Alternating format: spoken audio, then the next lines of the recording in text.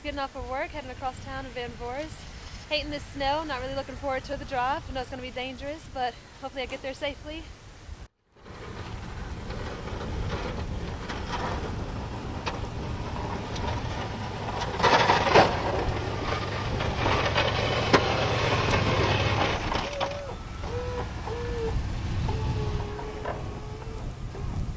Just a lot of wet, heavy snow piling on quick.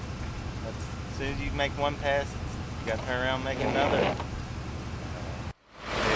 It's been coming down pretty hard, but we've been trying to keep up with the road conditions. Still snowing pretty heavy. It's just going to take a little time to get the slush and snow off the roads. We've got the full crews out working, trying to clear it off, and it's just going to take a little time.